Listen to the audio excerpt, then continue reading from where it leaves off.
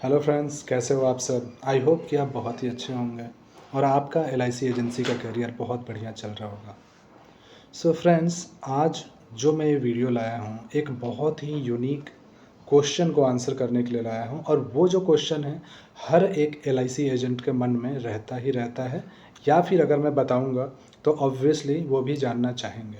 So guys, आज का जो क्वेश्चन है जिसे मैं इस वीडियो के थ्रू आप सभी को बताने जा रहा हूँ वो ये है कि मान लीजिए आप एलआईसी एजेंट हैं, ठीक है। आपने पॉलिसी की आज किसी एक अपने कस्टमर की, जो कि दिल्ली में रहता है। अब वो जो कस्टमर है दिल्ली से शिफ्ट हो गया उत्तर प्रदेश में कानपुर मान लीजिए। अब वो चाहता है कस्टमर कि उसकी जो पॉलिसी है, बिकॉज़ इशू दिल्ली में हुई है, उसका ब्रांच दिल्ली में है, तो किसी भी चीज़ के लिए उसको ब्रांच दिल्ली आना पड़ेगा। तो वो चाहता है कि उसकी पॉलिसी ट्रांसफ़र हो जाए कानपुर में। अब उसने पॉलिसी भी ट्रांसफ़र करा ली। अब क्या होगा, यहाँ पे क्वेश्चन ये है कि अगर उसने पॉलिसी ट्रांसफ़र करा ली दिल्ली से कानपुर वाले ब्रांच में एलआईसी के, तो क्या आपका जो कमीशन है एलआईसी एजेंट का, उसका क्या होगा?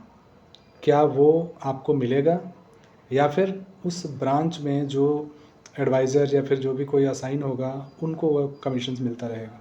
तो इसी क्वेश्चन का मैं आंसर करूँगा। आई होप आपके भी मन में ये क्वेश्चन आया होगा, या फिर अगर मैंने जो इन्फॉर्मेशन दी उसके बेसिस पे आप जानने की ज़रूर इच्छा रखेंगे। सो गाइज़, आप सभी का स्वागत है मेरे इस यूट्यूब चैनल पे जिसका नाम है इन्वेस्टमेंट पथ। मेरा नाम है दीपक कुमार प्रसाद और मैं भी एलआईसी में इंश्योरेंस एडवाइज़र हूँ।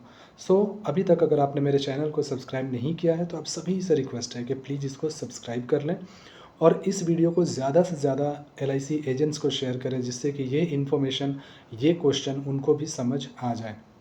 सो फ्रेंड्स, आपको मैं बताना चाहूँगा कि जो भी एलआईसी एजेंट के कमीशन होते हैं वो पॉलिसी के ड्यूरेशन और प्रीमियम के ऊपर डिपेंड करते हैं, ये तो आपको पता ही होगा।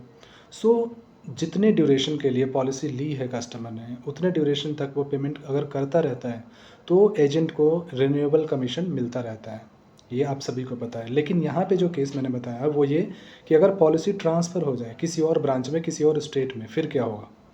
सो आप सबको एक खुशखबरी दे दूँ कि पॉलिसी कहीं पे भी ट्रांसफ़र हो जाए, कमीशन आपको ही मिलेगा अगर वो पॉलिसी एक्टिव है, इन फ़ोर्स रहती है तो। बिकॉज़ जो कमीशन है, अगेन मैं बताऊँ, वो प्रीमियम पे और बाकी चीज़ों पे डिपेंड करती है, लोकेशन पे या सर्विसिंग ब्रांच पे डिपेंड नहीं करती है। तो ये आपको क्लियर होना पड़ेगा माइंड में कि सर्विसिंग ब्रांच पे कमीशन आपका डिपेंड नहीं करेगा।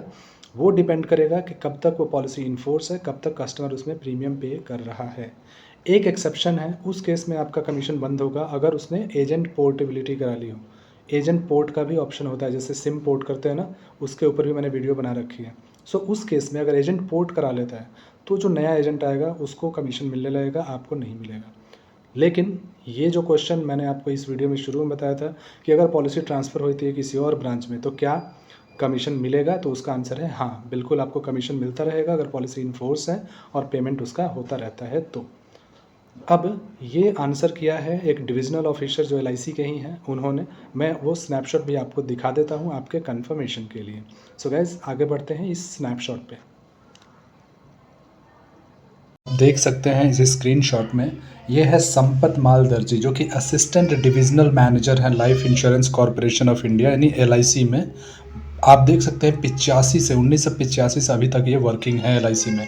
उनके हिसाब से जब ये उन्हें क्वेश्चन पूछा गया कि अगर पॉलिसी ट्रांसफ़र अगर कोई कस्टमर कहीं और करा लेता है किसी और स्टेट में या किसी और ब्रांच में, तो उसमें एलआईसी एजेंट के कमीशन पे क्या इम्पैक्ट पड़ेगा, तो उसका आंसर देखिए यहाँ पे क्या दिया है। Yes, your LIC agent will get his commission as and when you pay your premiums. यानी कि जब जब कस्टमर प्रीमियम पे करेगा तब तक एलआईसी एजेंट को कमीशन मिलेगा।